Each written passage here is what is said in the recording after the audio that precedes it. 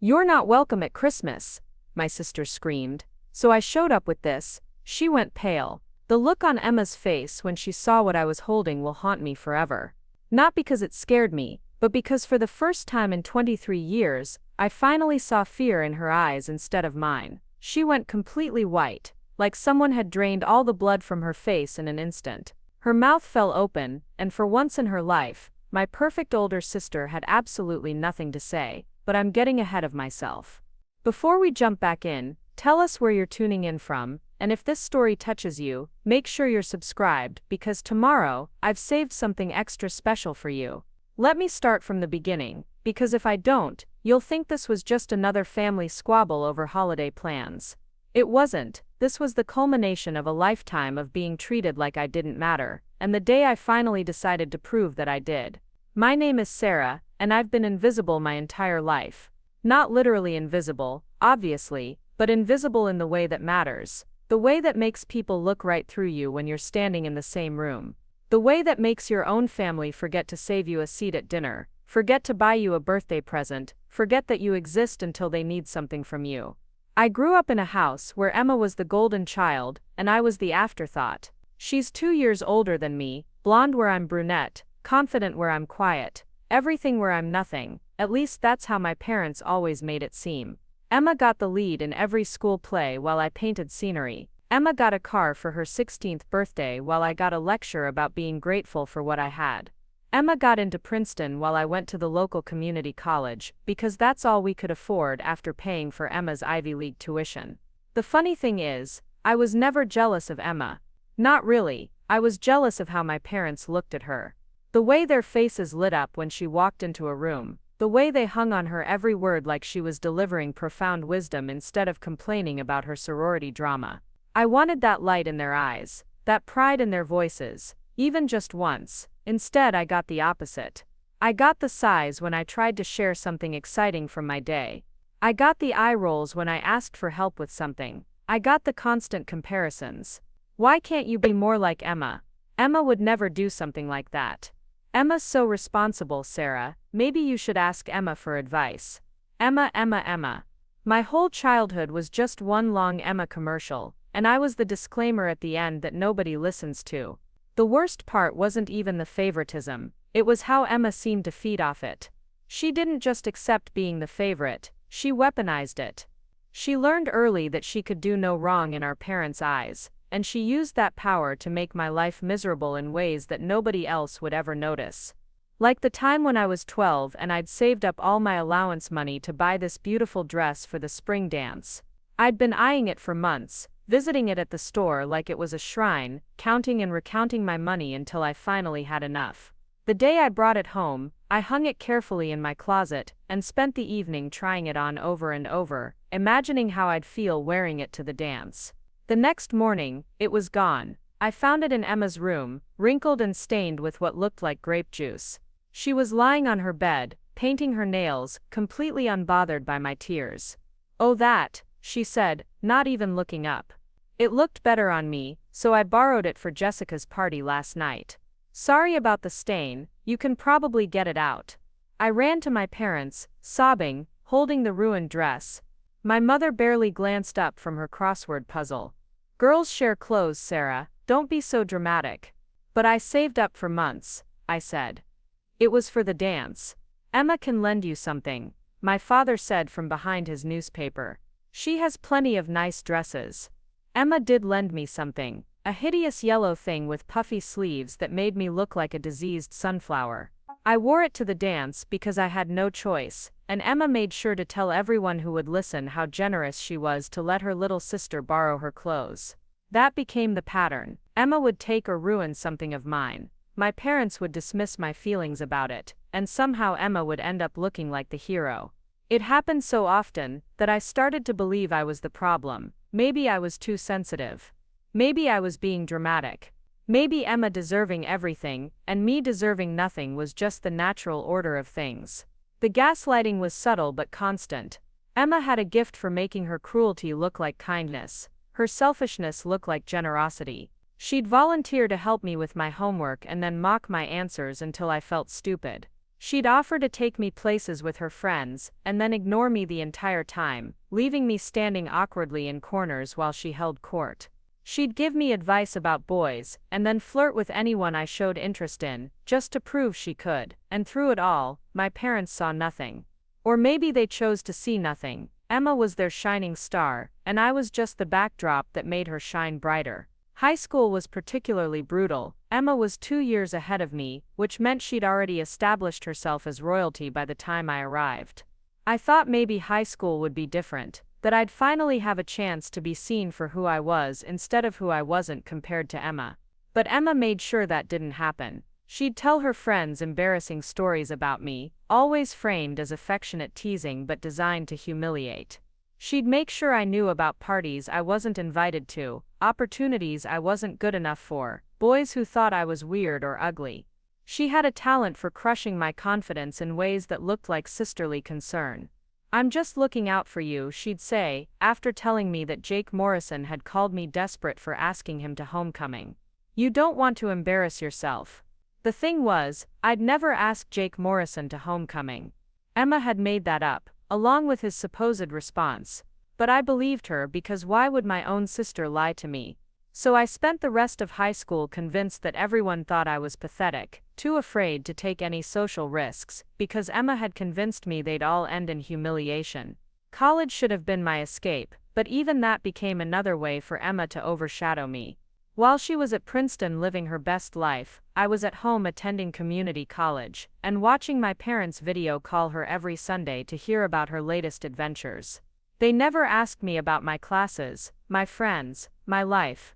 I was just there, existing in the same space but somehow completely separate from the family unit.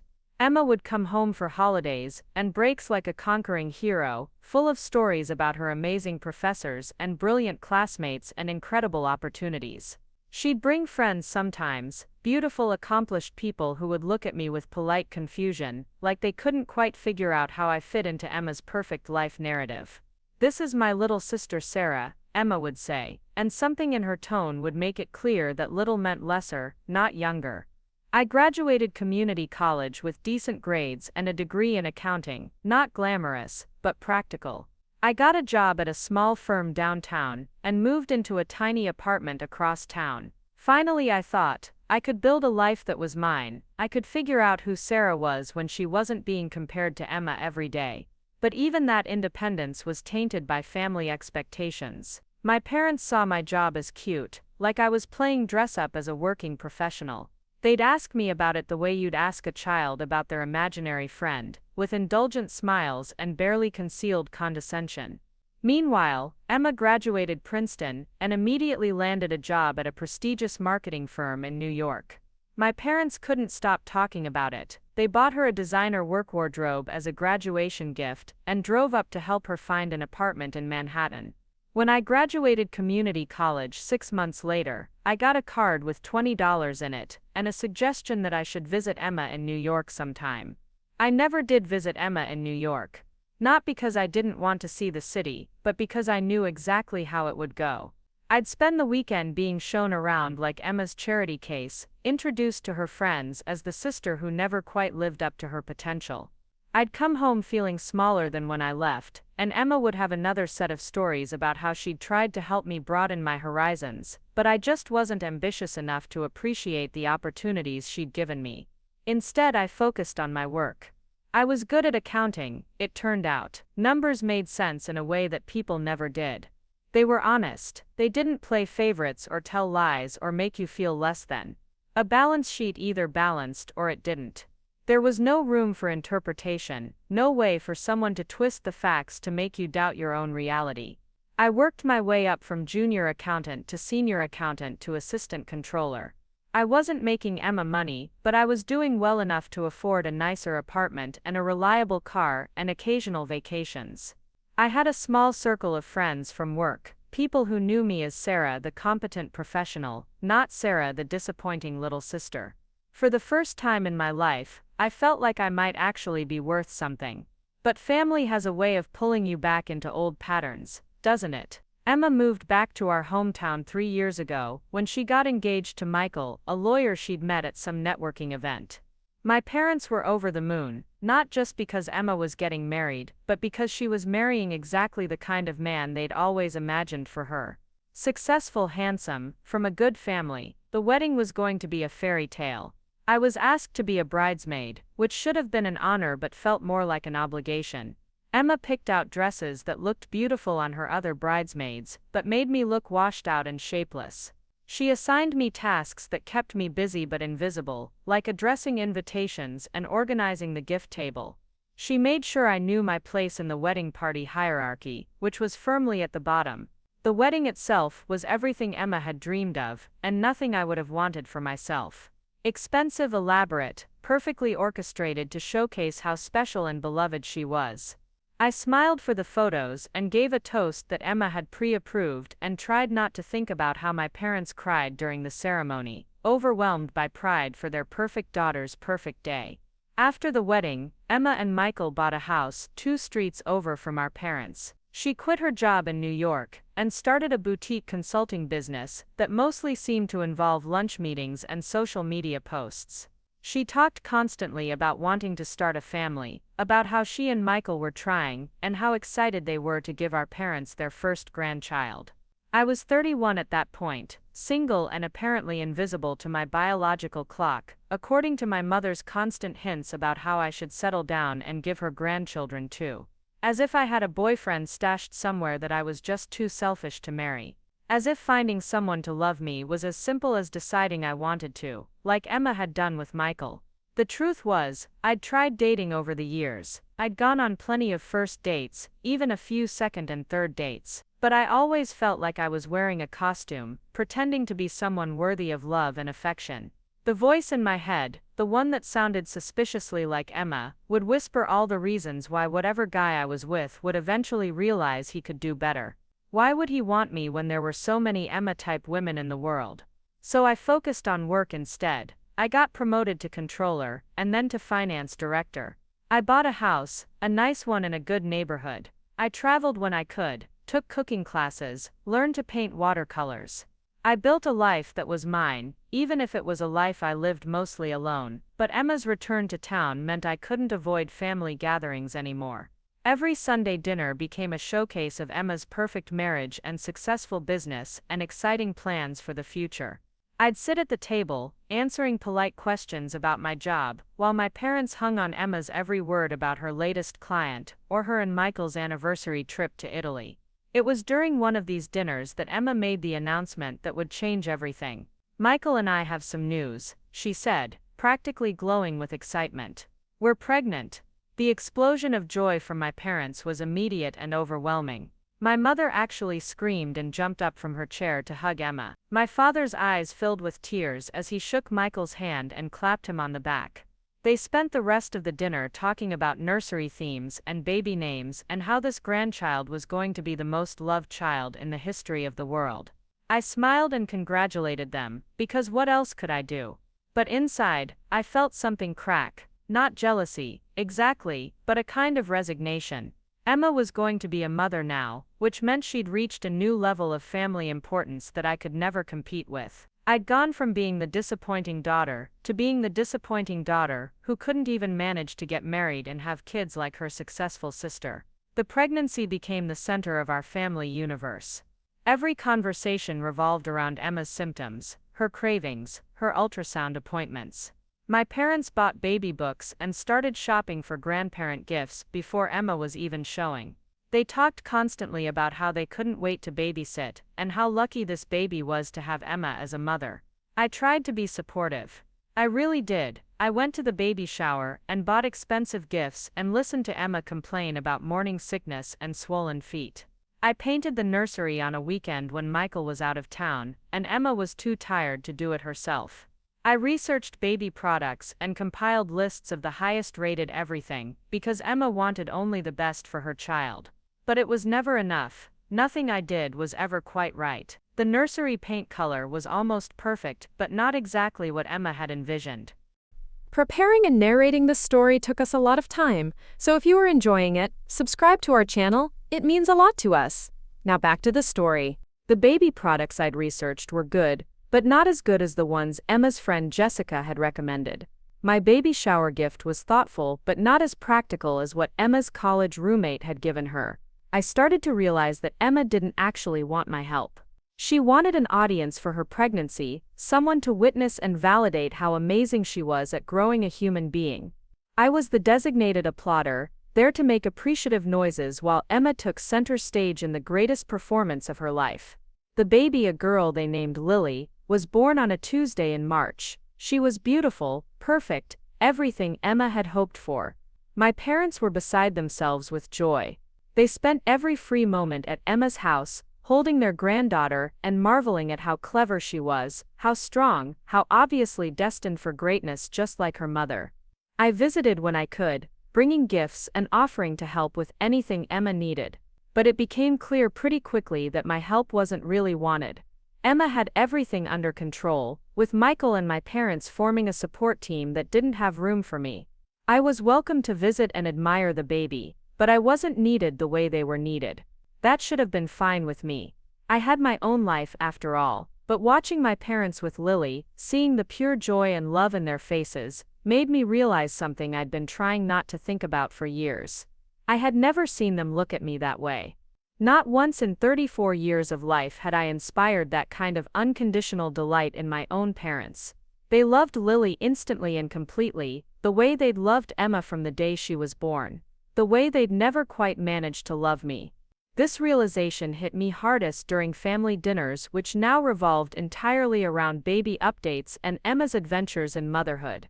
My parents would spend hours discussing Lily's latest developmental milestone, or Emma's brilliant parenting instincts, or how lucky they were to have such an amazing daughter and granddaughter. I'd sit there eating pot roast and mashed potatoes, feeling like a stranger who'd wandered into someone else's family gathering. They'd remember to ask me about work sometimes, but their attention would drift back to Emma and Lily within minutes. I was furniture in my own family's life, present but not really seen. The final straw came last month, during what would turn out to be my last Sunday dinner as an accepted member of the family. Emma had brought Lily, who was now 8 months old and apparently the most advanced baby who had ever existed according to my parents. They spent the first hour of dinner discussing her latest accomplishments, which seemed to include sitting up unsupported and making sounds that Emma was convinced were attempts at words. "She's definitely trying to say mama," Emma said, bouncing Lily on her knee. "Michael thinks she's too young, but I can tell she's trying to communicate. She's so smart just like her daddy." My mother beamed. "She gets that intelligence from both sides of the family." Emma was talking in full sentences by 18 months. "What about Sarah?" Michael asked politely. "Was she an early talker too?" There was a brief, awkward silence. My parents exchanged a look, the kind of look that said they were trying to remember something that wasn't particularly memorable. "Sarah was different," my mother finally said. "More of a late bloomer. She didn't really find her voice until much later." Emma laughed, not unkindly, but not exactly kindly either. "Sarah was always the quiet one. Still is really. Some people are just naturally more reserved." The conversation moved on, but I stayed stuck on that moment. The way my parents had struggled to remember anything remarkable about my childhood.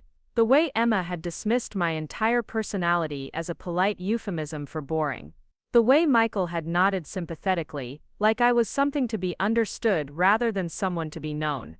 I excused myself to help clear the dishes, standing at the kitchen sink while my family continued to celebrate Emma's perfect life in the dining room. I could hear them laughing, could hear my father making silly faces to make Lily giggle. Could hear my mother planning elaborate birthday parties for a baby who wouldn't remember them. And I realized something that should have been obvious years ago but had taken me 34 years to fully understand: I was never going to be enough for them. No matter what I accomplished, no matter how successful I became, no matter how good a person I tried to be, I would always be the disappointing daughter who wasn't Emma. That night, I drove home to my empty house and sat in my kitchen with a cup of tea, thinking about what it meant to be invisible in your own life. I thought about all the years I'd spent trying to earn love that was never going to be given freely. All the years I'd spent believing that if I just tried harder, did better, made myself smaller and more acceptable, maybe my family would finally see me as someone worth loving. But they didn't want to see me. They wanted Emma, and I would never be Emma. I would always be the consolation prize, the backup daughter, the one who was there to make Emma look better by comparison. For the first time in my life, I felt angry instead of sad about this realization. Not sad for myself, but angry at them for making me believe I wasn't worth loving. Angry at Emma for taking advantage of favoritism instead of protecting me from it. Angry at my parents for having children they couldn't love equally. Angry at myself for accepting crumbs for so long that I'd forgotten I deserved a real meal. That anger felt powerful in a way I'd never experienced before. It felt like possibility. The next few weeks passed in a strange kind of clarity. I went to work, came home, lived my quiet life, but everything felt different somehow. I started noticing things I'd never paid attention to before. Like how my coworkers asked about my opinions and actually listened to my answers.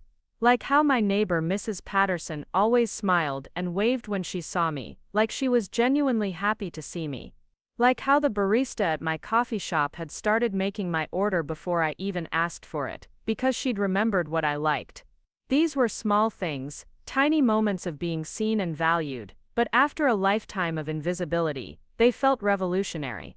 I also started noticing how differently I felt when I wasn't around my family. How much lighter I felt, how much more like myself. When I was at work, or with friends, or even just alone in my house, I didn't feel like I was failing at being someone else. I felt like I was succeeding at being me. This realization led to another one. I didn't have to keep subjecting myself to family gatherings that made me feel terrible about myself. I was an adult with my own life and my own choices. I could love my family from a distance, could send birthday cards and Christmas gifts without sitting through dinners where I felt like an intruder in my own childhood home. So I started declining invitations. Not dramatically, not with big explanations that would lead to arguments and accusations of being oversensitive. I just started being busy. Work projects, prior commitments, other plans. I'd text my regrets and suggest we catch up soon, knowing that soon would never come because they didn't actually miss me when I wasn't there. It worked for a while. My absence went largely unnoticed, which should have hurt but actually felt validating. I'd spent so many years believing I was essential to family harmony, that my presence mattered even if it wasn't appreciated. But they functioned just fine without me, maybe even better. Emma got all the attention she craved without having to share it. My parents got to focus entirely on their golden daughter and perfect granddaughter. Everyone was happy, everyone except me, but my happiness had never been part of the equation anyway. This arrangement might have continued indefinitely, if not for what happened 3 weeks ago. The incident that would finally force me to stop being invisible and start being seen, whether they liked it or not. I was working late on a Friday, trying to finish month-end reports before the weekend, when my phone buzzed with a text from my mother. Family meeting Sunday at 2 p.m. Important news to discuss. I stared at the message for a long moment, wondering what kind of important news required my presence. Usually, important family news was shared in group chats that I was included in more out of obligation than necessity. A formal family meeting felt unusual, almost ominous. I texted back that I'd try to make it, already formulating an excuse to skip it. But something about the tone of the message made me curious. What could be so important that it required all hands on deck? Sunday came, and despite my better judgment, I found myself sitting in my parents' living room at exactly 2 p.m. Emma was there with Michael and Lily, my parents were there looking unusually serious, and everyone seemed to be waiting for something. "Thanks for coming," my father said, like this was a board meeting instead of a family gathering. "Your mother and I have something we need to discuss with you girls." Emma and I exchanged a rare moment of eye contact, both of us clearly wondering what this was about. Lily babbled from her high chair, the only one in the room who seemed relaxed. "As you know," my mother began, "your father and I aren't getting any younger. We've been thinking a lot lately about the future, about what happens to our estate when we're gone." My stomach dropped. Estate planning. Of course, they wanted to make sure Emma got everything she deserved while making me feel grateful for whatever scraps they left me. "We've been talking to our lawyer," my father continued, "and we've decided to update our will to reflect our current priorities and family situation." Emma leaned forward, suddenly very interested. I sat back, preparing myself for whatever blow was coming. The house will go to Emma, my mother said, like this was a surprise to anyone. She has a family now, and Lily will need stability and space to grow up. It just makes the most sense. Emma smiled, a satisfied little smile that said she'd been expecting this. Of course she had. Of course they'd discussed it with her first, gotten her approval, made sure she was comfortable with inheriting everything. The savings accounts and investment portfolio will also go primarily to Emma, my father added. With some smaller allocations for Sarah, of course, some smaller allocations. How generous of them. We wanted to tell you both in person so there wouldn't be any surprises later, my mother said. We think this is the fairest arrangement given everyone's circumstances. I nodded, because what else could I do? This had been inevitable from the moment Emma was born. She was always going to get everything, and I was always going to get the leftovers. But then Emma spoke up, and what she said changed everything. Actually, she said, Michael and I have been talking, and we think it would be better if Sarah wasn't part of the Christmas celebration this year. The room went completely silent. Even Lily stopped babbling. What? My mother asked, clearly not understanding. Christmas, Emma repeated, like she was explaining something obvious. We don't think Sarah should come to Christmas dinner this year, or maybe any year really. It's just awkward having her there. She doesn't really participate, she doesn't contribute anything meaningful to the conversation, and now that we have Lily, we want Christmas to be special. A real family celebration. I felt like I'd been slapped, hard, the casual cruelty of it, the matter-of-fact way she decided to erase me from the family's most important tradition, left me speechless. Emma, my father said carefully, Sarah is your sister. I know she's my sister, Emma said, sounding slightly annoyed. But that doesn't mean she has to be at every family event. Honestly, she's been distancing herself anyway. She never comes to Sunday dinners anymore. She didn't come to Lily's baptism. She's clearly not interested in being part of this family, so why pretend? My mother was nodding slowly, like Emma was making perfect sense. She has been rather absent lately, because I wasn't invited to the baptism, I said quietly. I found out about it on Facebook. Emma waved a hand dismissively. You wouldn't have come anyway. You hate those kinds of events. You didn't give me the chance to decide that for myself. See, Emma said to our parents. This is what I mean, she's always got some complaint, some reason why she's been wronged. It's exhausting. Christmas should be about joy and family togetherness, not tiptoeing around Sarah's feelings.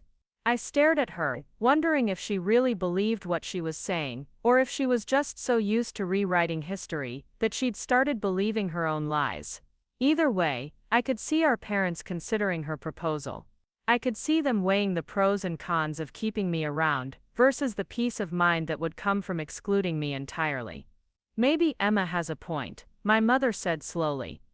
If Sarah doesn't enjoy family gatherings, I never said I didn't enjoy them, I interrupted.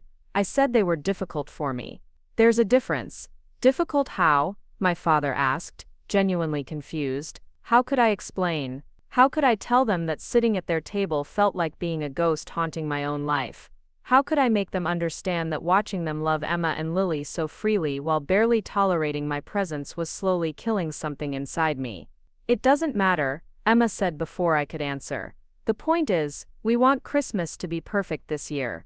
Lily's first real Christmas, where she'll actually notice what's happening. We want to focus on making magical memories for her, not managing family drama. Family drama. That's what I'd become. Not a person with feelings, not a sister with a lifetime of hurt, just drama to be managed or better yet, eliminated entirely. You're not welcome at Christmas, Emma said, looking directly at me for the first time since this conversation started. I'm sorry if that hurts your feelings, but this is what's best for everyone. The words hit me like a physical blow. Not welcome, at Christmas, the holiday I'd spent years helping to prepare for, cooking for, buying gifts for people who couldn't even pretend to want me there. I looked around the room, hoping someone would speak up for me, hoping my parents would say this was going too far, that excluding me from Christmas was cruel and unnecessary. But they just sat there, considering Emma's proposal like it was a reasonable business decision. "I think," my mother said finally, "that Emma might be right. If family gatherings are difficult for you, Sarah, maybe it would be better if you spent Christmas somewhere else this year. Give everyone some space to figure things out." Space to figure things out. As if the problem was confusion rather than decades of deliberate exclusion and emotional neglect. I stood up, my legs shaking slightly. "I see, don't be dramatic," Emma said. "It's just one Christmas, it's not like we're disowning you." But we all knew that's exactly what this was. A formal final acknowledgement that I had never been a real member of this family, and they were tired of pretending otherwise. "I understand," I said, my voice surprisingly steady. "You want Christmas to be perfect, and I'm in the way of that." "Sarah," my father started, but I held up a hand. "No, it's fine. Emma's right. I have been distant lately, and I don't contribute much to family conversations. I wouldn't want to ruin Lily's first Christmas with my presence." Emma looked relieved, like she'd been expecting a fight and was grateful I was taking this so well. "I'm glad you understand," she said. "Maybe next year things will be different." But we all knew next year would bring a new excuse, a new reason why including me would be inconvenient or awkward, or just not worth the effort. This wasn't about one Christmas. This was about finally saying out loud what had always been true. I didn't belong here. I gathered my purse and walked toward the door, my family watching me go with expressions that ranged from relief to mild concern. Nobody stood up. Nobody followed me. Nobody said, "Wait, we should talk about this more." They let me leave, because letting me leave was easier than acknowledging what they'd just done. I drove home in a strange state of calm. The anger I'd felt weeks earlier was back, but it was different now. Colder, more focused. I wasn't angry at myself anymore for not being enough. I was angry at them for making me believe that being enough was my responsibility instead of theirs. By the time I pulled into my driveway, I knew exactly what I was going to do. I spent that entire night sitting at my kitchen table with my laptop open, researching private investigators. It sounds dramatic, I know, but after 34 years of being told I was imagining things or being too sensitive, I needed proof. Real undeniable evidence of what my family was really like when they thought no one was watching. The PI I eventually hired was a woman named Janet Morrison, recommended by my lawyer friend from work. Janet was in her 50s, with graying hair and the kind of no-nonsense attitude that inspired confidence. She specialized in family disputes and had seen enough dysfunction to know that the worst abuse often happened in families that looked perfect from the outside. I told her I needed documentation of my family's treatment of me, evidence that would hold up if things ever got legal. She didn't ask why a grown woman needed proof that her own family mistreated her. She just quoted me her rates and asked when I wanted to start. The plan was simple. Janet would conduct surveillance during family gatherings. I wasn't invited to document conversations and interactions, and build a case file that showed the pattern of exclusion and emotional abuse. She'd also look into Emma's business dealings, my parents' finances, anything that might be relevant if this situation escalated. While Janet worked on the surveillance, I had my own investigation to conduct. I started going through old family photos, looking for patterns I'd never noticed before. What I found was telling. In group photos, I was consistently placed at the edges or in the back. In candid shots, I was often looking away or appeared uncomfortable while everyone else was laughing. In formal family portraits, the photographer had clearly been directed to focus on Emma, with the rest of us serving as background. But the most revealing discovery came when I found a box of old home videos in my closet. Hours and hours of birthday parties, holidays, family vacations, all filmed by my father, who had gone through a phase of documenting everything when Emma and I were teenagers.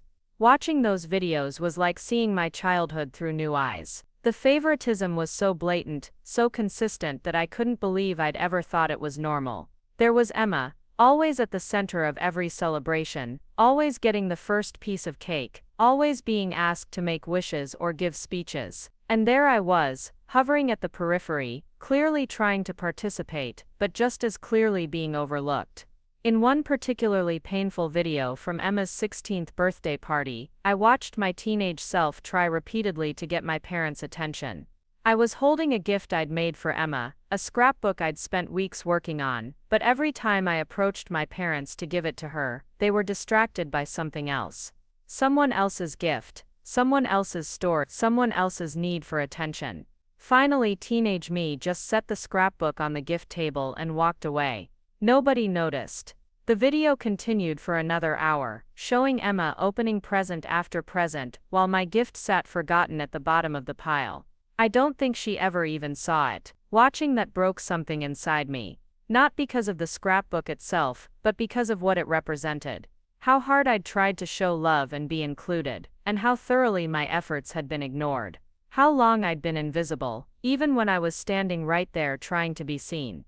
Janet's first report came 2 weeks later. She'd observed a Sunday dinner at my parents' house, positioning herself across the street with a telephoto lens and recording equipment.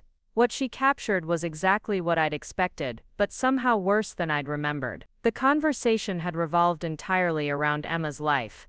Her business, her marriage, her plans for Lily's upcoming first birthday party.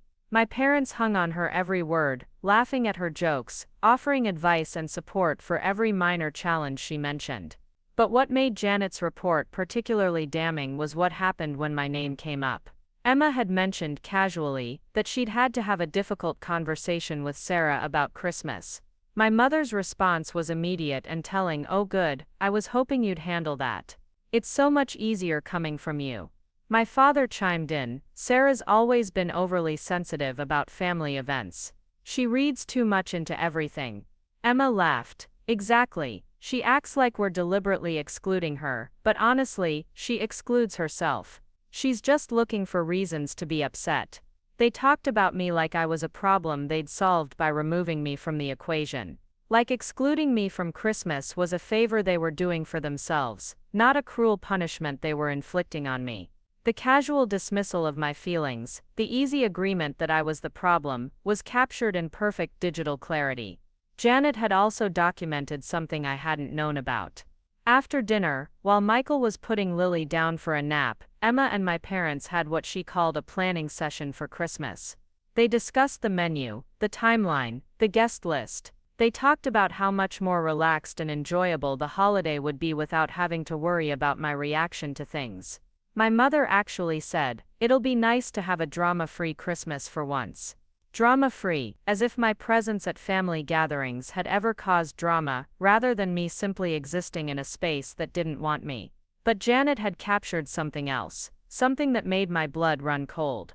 Toward the end of the evening, Emma had brought up the inheritance conversation from the formal family meeting. "I'm glad we got that settled," she said. "I was worried Sarah might try to contest the will, or make things difficult." My father nodded. "Your mother and I have been thinking about that too. Maybe we should make some changes sooner rather than later, while Sarah's being cooperative." Changes. They were planning to alter their will again, probably to cut me out entirely, while I was being cooperative about my exclusion from family events. They were using my current silence as an opportunity to make sure I'd never have any claim to anything they left behind. The conversation that followed was clinical in its cruelty. They discussed my mental state, my tendency toward melodrama, my unrealistic expectations about family relationships. They painted a picture of me as unstable and demanding, someone who might cause problems for Emma after they were gone. My mother suggested they might want to include language in the will that would prevent me from contesting it, maybe even require me to undergo psychological evaluation if I tried to challenge their decisions. Emma thought that was brilliant. Reading Janet's report felt like being dissected while conscious. Every assumption I'd ever made about my family's love, however conditional or limited, was stripped away to reveal the truth underneath. They didn't just favor Emma, they actively disliked me. They saw me as a burden, a problem, an inconvenience to be managed until they could find a way to be rid of me entirely. But Janet's investigation had also uncovered something interesting about Emma's perfect life. Her boutique consulting business wasn't quite as successful as she'd led everyone to believe. In fact, it was barely breaking even, and she and Michael were struggling financially despite their appearance of prosperity. Emma had been borrowing money from our parents regularly, small amounts that she called temporary loans, but never seemed to pay back. Michael's law practice was also struggling, taking on mostly small cases and court-appointed work rather than the high-profile clients Emma bragged about. They were living beyond their means, maintaining a lifestyle they couldn't afford, and relying on our parents' financial support to keep up appearances. The beautiful house, the expensive cars, the designer clothes for Lily, all of it was funded by my parents' retirement savings. This information gave me an idea, a terrible, brilliant, completely justified idea. I spent the next week researching inheritance law, estate planning, and family trust structures. I consulted with 3 different lawyers, each time presenting my situation as a hypothetical case study. What I learned was fascinating and encouraging. In our state, children have certain legal rights regarding inheritance, even when parents try to exclude them from wills. There are provisions for challenging wills on the grounds of undue influence, especially when one child has been systematically favored over another. The key was proving a pattern of manipulation and emotional abuse that had influenced the parents' decision-making. I also learned about something called a family trust, which could be established to protect assets from being misused by beneficiaries. If I could prove that Emma was financially irresponsible and potentially taking advantage of our aging parents, I might be able to force the creation of a trust that would protect their assets and ensure fair distribution. But I needed more evidence. Janet's surveillance had given me a good start, but I needed documentation of Emma's financial manipulation and our parents' decision-making process regarding their will. That's when I made a decision that would have seemed impossible to me just months earlier. I was going to fight back. Not with tears or pleading or attempts to make them love me. I was going to use the law, evidence and strategy to protect myself and claim what was rightfully mine. The first step was hiring a different kind of lawyer. Not just someone who understood estate law, but someone who specialized in family manipulation and financial elder abuse. Someone who could help me build a case that would force my family to face the consequences of their decades of mistreatment. I found her through a recommendation from Janet. Maria Santos was a fierce advocate for disinherited children and elder abuse victims. She'd built her practice on cases where families had systematically excluded or mistreated one member while enriching others. She understood that emotional abuse was just as damaging as physical abuse, and just as worthy of legal intervention. Maria reviewed Janet's surveillance reports and my collection of evidence with the focused intensity of a surgeon examining X-rays. She asked detailed questions about the history of favoritism, the timeline of my exclusion from family events, and the circumstances surrounding my parents' decision to change their will. When I finished telling her everything, she sat back in her chair and smiled. It wasn't a happy smile. It was the smile of someone who'd just been handed a winning case. "Your family made several mistakes," she said. The biggest one was being so blatant about their favoritism that it created a clear pattern of undue influence. The second biggest was discussing their inheritance plans in a way that suggests they're not making these decisions independently. She explained that when parents change their will to heavily favor one child over another, especially when that child is present during the decision-making process and stands to benefit from the changes, it can constitute undue influence. Emma's presence during inheritance discussions, her input on excluding me from the will, and her active role in isolating me from family events could all be used to challenge the validity of any new will. But Maria had an even better idea. Instead of waiting for our parents to die and then challenging their will, we could take proactive steps to protect their assets and ensure fair treatment while they were still alive. Elder abuse isn't just physical, she explained. Financial manipulation, emotional isolation, and coercive control all qualify. If we can prove that Emma is manipulating your parents' decisions for her own financial benefit, we can petition the court to appoint a guardian or conservator to protect their interests. The idea was both terrifying and exhilarating. I'd be essentially accusing my own family of elder abuse and asking the court to intervene in their personal affairs. It would destroy any remaining possibility of reconciliation, but it would also protect our parents from being financially exploited and ensure that their assets were distributed fairly. Maria warned me that this kind of legal action would be public record. My family would know exactly what I was doing and why. They'd hire their own lawyers, fight back, probably try to paint me as a vindictive daughter who was trying to steal from her own parents. Are you prepared for that? She asked. Are you ready for them to hate you publicly and completely? I thought about that question for a long time. Was I ready to be hated by people who had never really loved me anyway? Was I ready to be seen as the villain in a story where I'd been the victim for 34 years? They already hate me, I said finally. They just haven't been honest about it. I'd rather be hated for fighting back than hated for existing. Maria nodded approvingly. Then let's build a case. The next few weeks were a whirlwind of evidence gathering and legal preparation. Janet continued her surveillance, documenting more family gatherings where my absence was celebrated and my character was casually assassinated. She also tracked Emma's financial activities, noting her frequent visits to our parents' house that coincided with bank withdrawals and transfers.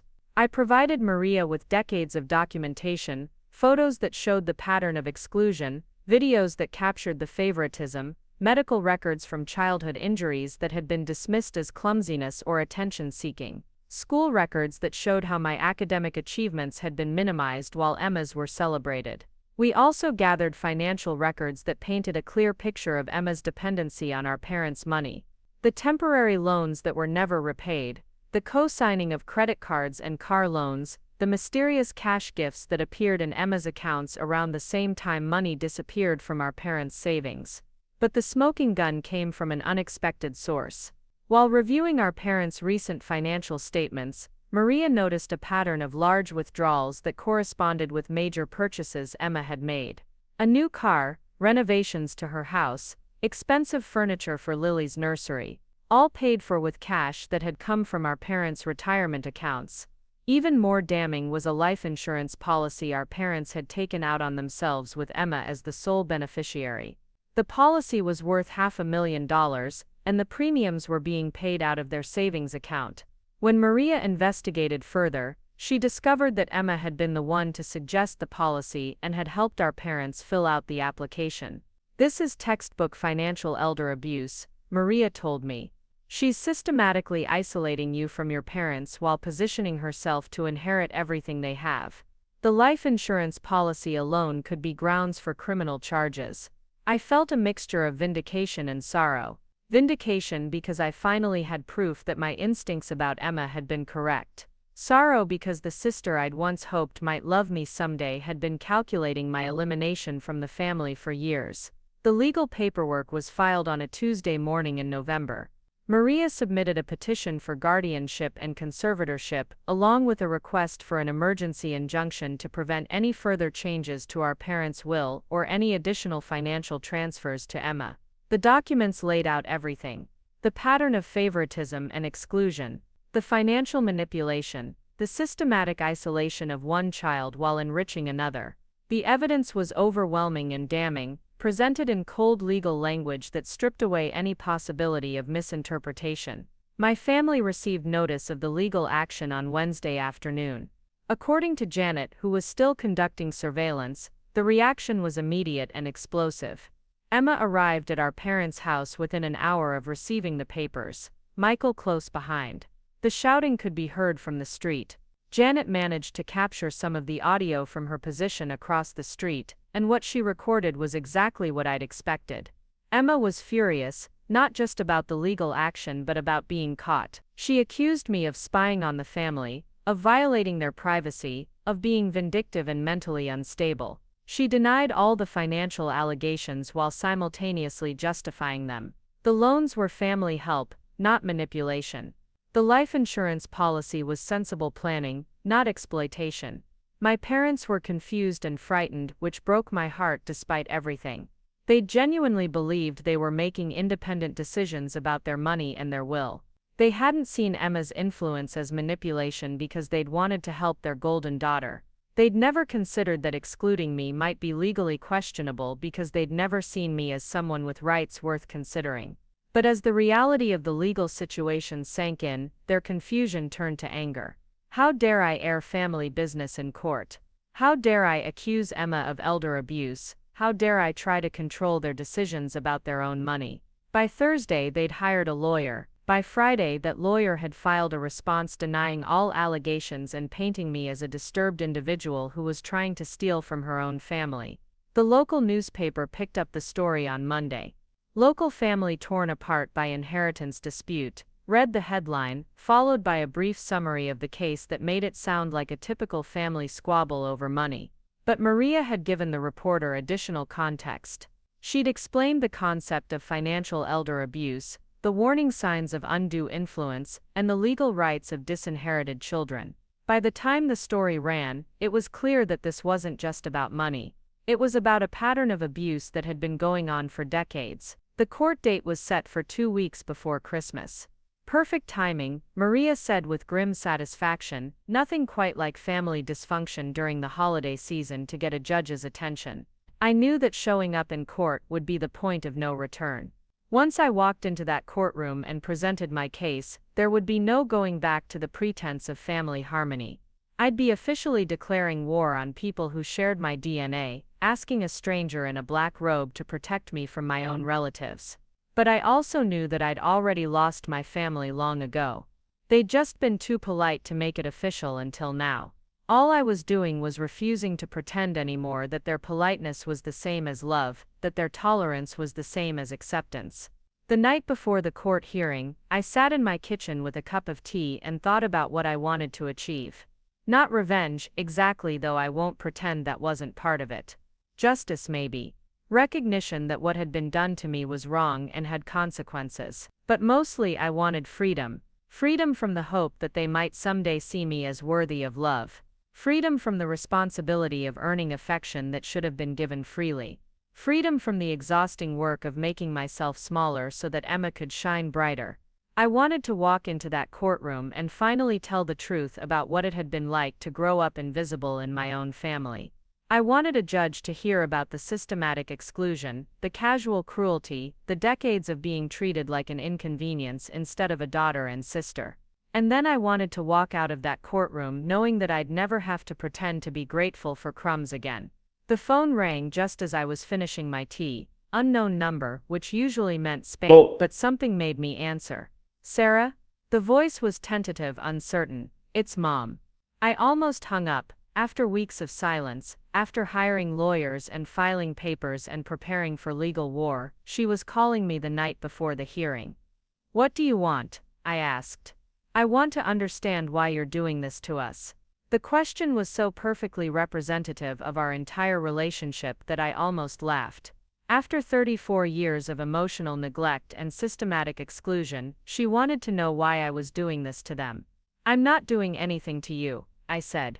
I'm protecting myself from you. There was a long pause, then we love you, Sarah. We've always loved you. No, I said quietly, you've tolerated me. There's a difference. Another pause. Emma is devastated. She can't understand why you'd accuse her of such terrible things. Emma knows exactly what she's done. She's your sister. She's been my sister for 34 years. That hasn't stopped her from treating me like garbage for most of them. My mother's voice got smaller, more desperate. Can't we work this out as a family? Do we really need lawyers and courts? We stopped being a family the day Emma told me I wasn't welcome at Christmas and you agreed with her. I hung up before she could respond. Tomorrow I would walk into that courtroom with my evidence and my lawyer and my righteous anger. Tomorrow I would finally stop being invisible. And tomorrow, my family would learn that there are consequences for decades of treating someone like they don't matter. The call had been their last attempt to maintain control, to keep me quiet and compliant and grateful for whatever scraps they offered. But I was done being quiet. I was done being compliant. It was time to be loud. The courthouse was busier than I'd expected for a Tuesday morning. Families clustered in the hallway outside various courtrooms, some looking anxious, others resigned. I sat on a wooden bench outside courtroom 3B, watching my breath create small clouds in the cold air that seemed to seep through the old building's windows. Maria arrived 10 minutes before our hearing, carrying a briefcase that contained months of evidence and documentation. She looked confident, professional, ready for battle. I felt like I might throw up. Remember, she said, settling beside me on the bench, let me do most of the talking. Answer questions directly and honestly, but don't volunteer extra information. The judge will want to hear from you, but this is about facts and law, not emotions. Easy for her to say. For me, this was about 34 years of suppressed emotions finally getting their day in court. At exactly 9:30, the bailiff called our case. I followed Maria through the heavy wooden doors, my heels clicking against the polished floor with each step. The courtroom was smaller than I'd imagined, with rows of empty benches and tall windows that let in streams of winter sunlight. My family was already seated at the defendant's table with their lawyer, a sharp-looking man in an expensive suit who probably charged more per hour than I made in a week. Emma sat between my parents, holding my mother's hand, playing the role of supportive daughter to perfection. She was wearing a conservative navy dress and minimal makeup, looking nothing like the woman who regularly posted designer outfit photos on social media. When she saw me walk in, her expression shifted from nervous to something closer to disgust. She whispered something to our father, who turned to look at me with the kind of disappointed frown I remembered from childhood. My mother wouldn't meet my eyes at all. Judge Patricia Hernandez was a woman in her early 60s with silver hair and the no-nonsense demeanor of someone who'd spent decades dealing with family disputes. She reviewed the papers in front of her for several minutes before looking up at both legal teams. "This is a petition for guardianship and conservatorship based on allegations of financial elder abuse and undue influence," she said. "Ms. Santos, you may present your opening statement." Maria stood and walked to the center of the courtroom with the kind of confidence that comes from knowing you have an airtight case. She laid out our argument methodically, painting a picture of systematic favoritism that had escalated into financial manipulation and emotional abuse. She showed photos demonstrating the pattern of exclusion, played audio recordings from Janet's surveillance, and presented financial records that clearly showed money flowing from my parents to Emma in amounts that far exceeded normal family assistance. "Your Honor," Maria said, "this is not a case of normal family dynamics, or even typical sibling rivalry. This is a documented pattern of one child being systematically enriched, while another is deliberately impoverished, both financially and emotionally. The defendant Emma Mitchell has used her position as the favored child to manipulate her elderly parents into making financial decisions that benefit her exclusively while cutting out her sister entirely." Emma's lawyer, Robert Chen, stood to deliver his response. He painted me as a vindictive daughter who had distanced herself from her family and was now trying to use the legal system to force her way back into their good graces. "Your Honor, this is unfortunately a common scenario in family law. An adult child who has made poor life choices and failed to maintain close family relationships becomes resentful when her more successful sibling receives parental support. Rather than addressing her own shortcomings, she's chosen to weaponize the legal system against a loving family who has done nothing wrong."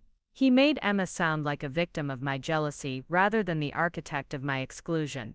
He made my parents sound like generous, loving people rather than enablers of emotional abuse. He made me sound like exactly what they'd always said I was: dramatic, attention-seeking, vindictive. But Maria had prepared for this strategy. When Judge Hernandez called me to testify, I walked to the witness stand on shaking legs and placed my hand on the Bible, swearing to tell the truth, the whole truth, and nothing but the truth. Maria guided me through my testimony carefully, letting me tell my story in my own words, while keeping me focused on specific documented incidents rather than general feelings of mistreatment. I told the judge about Christmas dinners where I was forgotten until Emma remembered to mention me as an afterthought. I described birthday parties where my gifts were overlooked and my achievements were minimized. I explained how Emma had systematically isolated me from family events while positioning herself as the perfect daughter and devoted granddaughter. But the most powerful part of my testimony came when Maria asked me to describe the conversation where Emma had formally excluded me from Christmas. She said I wasn't welcome. I told the judge, my voice steady despite the tremor in my hands. She said Christmas should be about joy and family togetherness, not tiptoeing around my feelings. My parents agreed with her. They said it would be better for everyone if I spent Christmas somewhere else. I could see the judge's expression change slightly as I spoke. This wasn't about money or inheritance anymore. This was about basic human dignity and family relationships. "And how did that make you feel?" Maria asked. "Relieved," I said, which clearly wasn't the answer anyone expected. For the first time in my life, they were being honest about not wanting me around. I was tired of pretending that tolerance was the same as love. Chen's cross-examination was aggressive but ineffective. He tried to paint me as an unreliable narrator, someone who had misinterpreted normal family dynamics as deliberate mistreatment. He suggested that my exclusion from certain events was based on my own behavior rather than family favoritism. Isn't it true, Miss Williams, that you frequently declined invitations to family gatherings? Yes, I said. After years of attending events where I was made to feel unwelcome, I started declining invitations. So you isolated yourself from your family? No, I protected myself from further emotional harm. Isn't it possible that your parents' financial support of your sister is based on her having a young child and greater expenses? It's possible, I said. But the financial support began long before Lily was born and includes luxury items rather than necessities. Chen tried several more angles, but each question only reinforced the evidence Maria had already presented. Yes, I had been distant from my family. Yes, I had declined invitations to gatherings. But the reasons for my distance were documented and clear, and my withdrawal had been a response to mistreatment, not the cause of it. When Emma took the stand, she performed beautifully. She was poised, articulate, and convincing as she described a loving family that had always treated both daughters equally. She portrayed me as a troubled sibling who had never quite fit in, someone who interpreted normal family dynamics as personal attacks. Sarah was always sensitive, she said, her voice heavy with what sounded like genuine sadness. We tried so hard to include her, but she always seemed to find reasons to be upset. Eventually it became easier to just give her space. She denied manipulating our parents' financial decisions, claiming that any money they'd given her had been offered freely as help with legitimate expenses. She made the life insurance policy sound like sensible estate planning rather than financial manipulation. I love my parents, she said, tears gathering in her eyes. I would never take advantage of them. I'm just trying to protect them from a legal battle they don't understand and don't deserve. It was a masterful performance, and for a moment I wondered if the judge might be swayed by it. Emma had always been good at making herself look like the victim while making me look like the aggressor. But Maria was ready for Emma's theatrics. During her cross-examination, she systematically dismantled Emma's narrative using the evidence we'd gathered. Mitchell, you testified that your family always treated both daughters equally. Is that correct? Yes, that's correct. Then can you explain this photograph, taken at your college graduation, where your parents are embracing you while your sister stands several feet away, clearly excluded from the celebration? Emma glanced at the photo, her composure slipping slightly.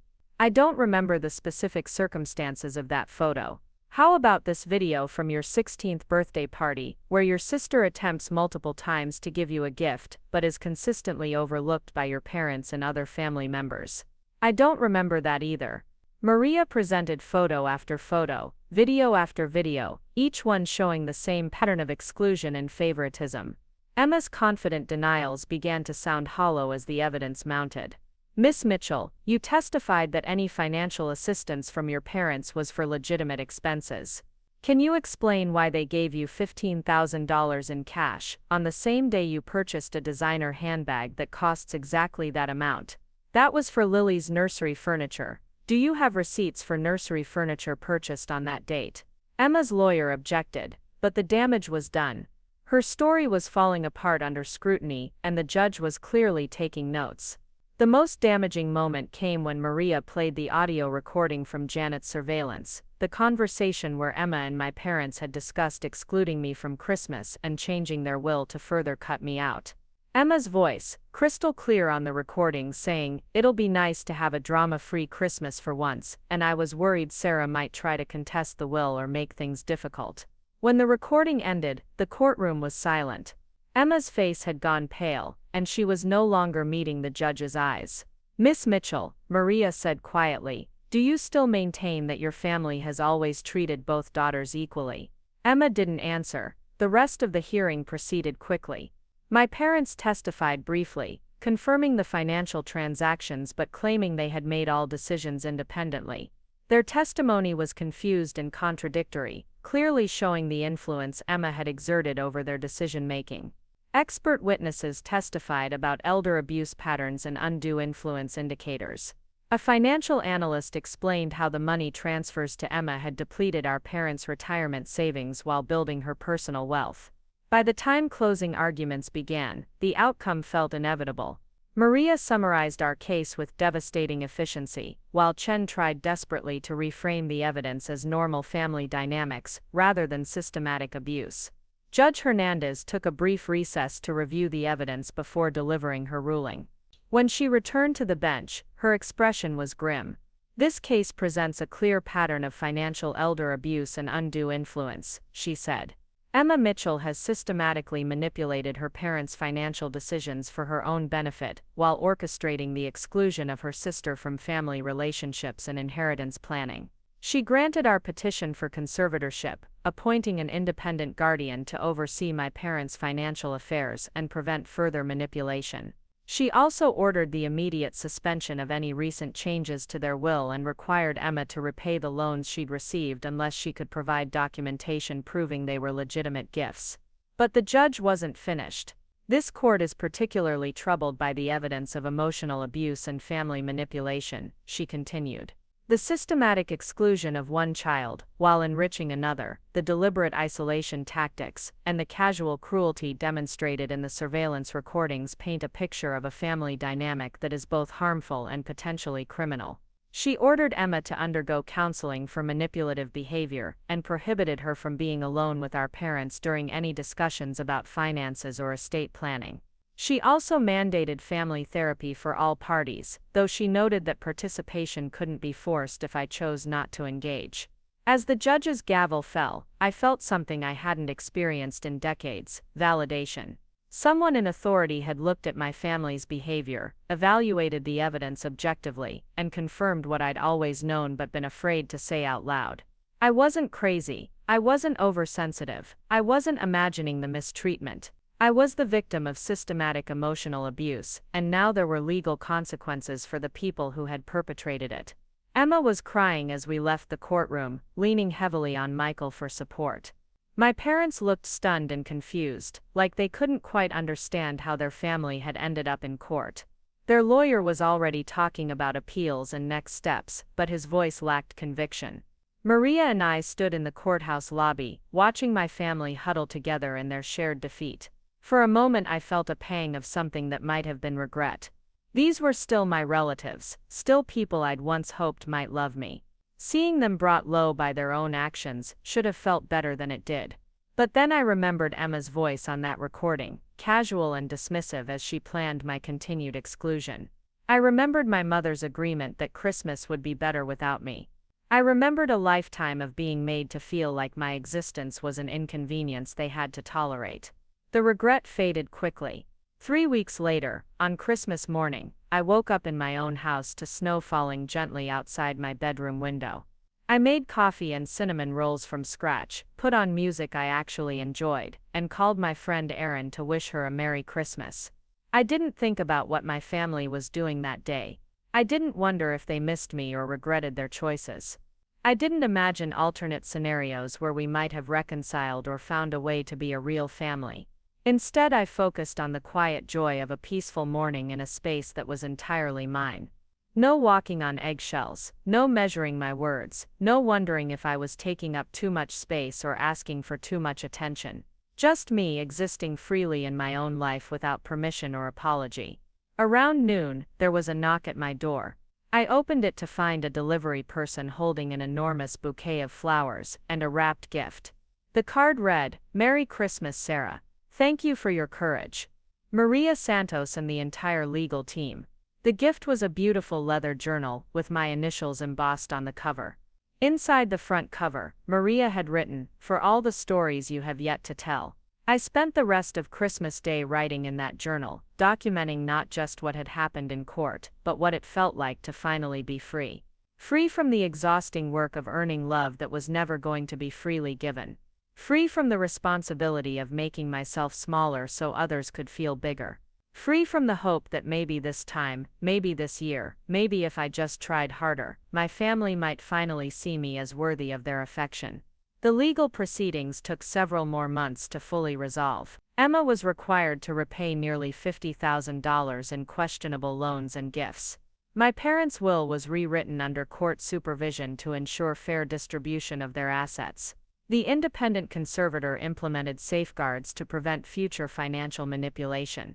Emma and I never spoke again after the court hearing.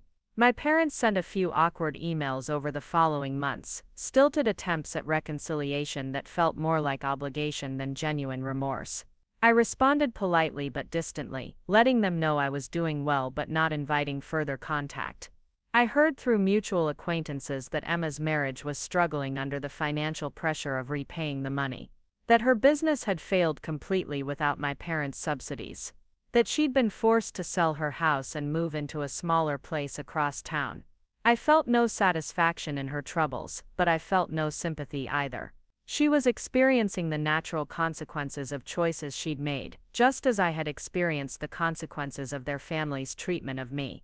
The difference was that my consequences had been imposed by others. Hers were the result of her own actions. 6 months after the court hearing, I received an unexpected phone call from my mother. She sounded older, more fragile than I remembered. "I wanted to apologize," she said without preamble. "I've been going to therapy, like the judge ordered, and I'm starting to understand some things I never saw before." I waited, not making it easy for her. "We did treat you differently than Emma," she continued. "I always told myself it was because you were different, that you needed different things. But that wasn't true, was it? We found it easier to love Emma." The admission hung in the air between us. After 34 years, she was finally acknowledging what I'd always known. "I don't know how to fix this," she said quietly. "I don't know if it can be fixed." "It can't," I said gently. "But thank you for finally telling the truth." We talked for a few more minutes, carefully and politely before saying goodbye. I don't know if we'll ever speak again, and I'm at peace with that uncertainty. A year has passed since that Christmas, when Emma told me I wasn't welcome. I've built a life that feels genuinely mine, surrounded by people who see and value who I actually am rather than who they think I should be. I've learned that family isn't just about shared DNA, but about mutual respect, genuine affection, and the choice to prioritize each other's well-being. I still sometimes wonder what it would have been like to grow up in a family that loved me unconditionally. But I no longer mourn the family I never had. Instead, I celebrate the family I've chosen and the life I've built from the ashes of their rejection. Last Christmas, I hosted dinner for Aaron and 3 other friends who had become my chosen family. We laughed and told stories and created exactly the kind of warm, inclusive celebration I'd always dreamed of. Nobody was excluded, nobody was forgotten, nobody had to earn their place at the table. It was perfect in ways that my biological family's gatherings had never been, because it was built on genuine care, rather than obligation, on acceptance rather than conditional approval. As I write this, Christmas is approaching again. I have plans with friends, traditions I've created for myself, and a sense of peace that comes from knowing I'll never again have to beg for a seat at a table where I'm not truly wanted. Emma never did go pale when she saw what I was holding that day in court. But she went something better. She went quiet. For once in her life, my perfect sister had nothing to say, because the evidence spoke louder than her charm, her manipulation, or her tears. And that silence, that moment when the truth finally overwhelmed her ability to rewrite the narrative, was worth every difficult step it took to get there. Up next, you've got 2 more standout stories right on your screen. If this one hit the mark, you won't want to pass these up. Just click and check them out.